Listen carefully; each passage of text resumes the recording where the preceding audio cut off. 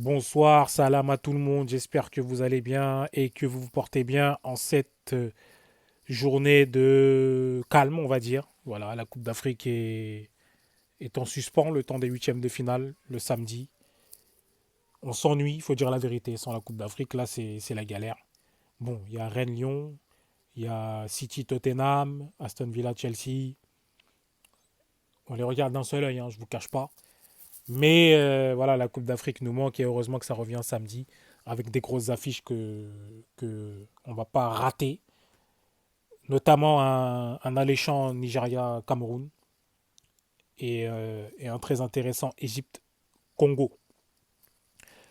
Donc voilà, le premier tour s'est achevé, il y a eu des surprises, il y a eu des scénarios incroyables, improbables, et certains joueurs se sont révélés aussi, et voilà, tout simplement.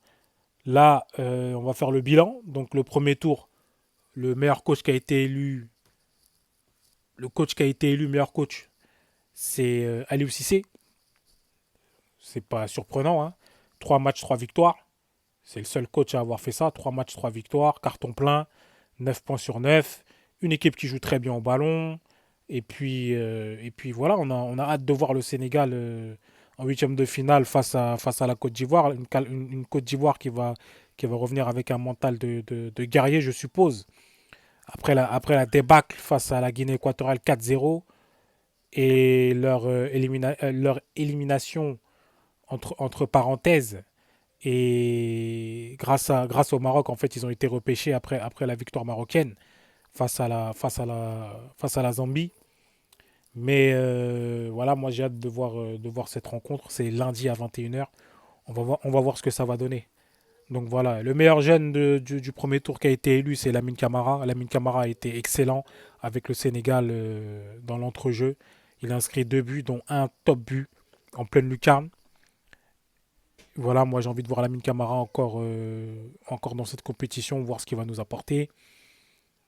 C'est un petit crack, hein. Moi je l'avais vu déjà depuis quelques temps et je disais que lui, c'est un joueur qui va rester pour au moins 10-15 ans dans la sélection et ça fait vraiment plaisir de voir ce genre de joueur qui a été formé au Sénégal, tout comme Pape Matar Sarr.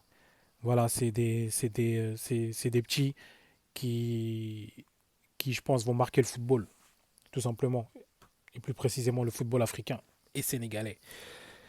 Donc voilà, on va passer au 11 que la CAF a choisi, le 11 du premier tour.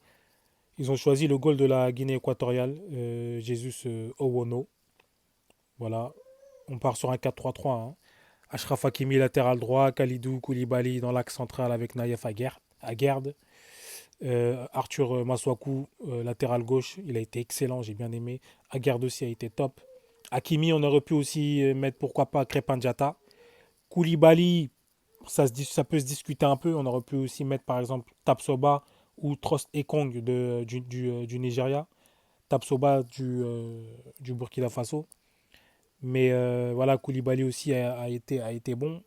Je dis que ça se discute parce que Koulibaly, il y a eu quelques moments où il y a eu des petites, comment dire, des petites erreurs. Peut-être des petits manques de concentration. Peut-être c'est ça, je sais pas.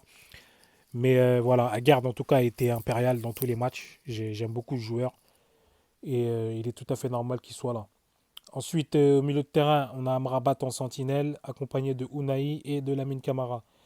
J'ai rien à dire pour Amrabat et Lamine Camara, ils ont été excellents.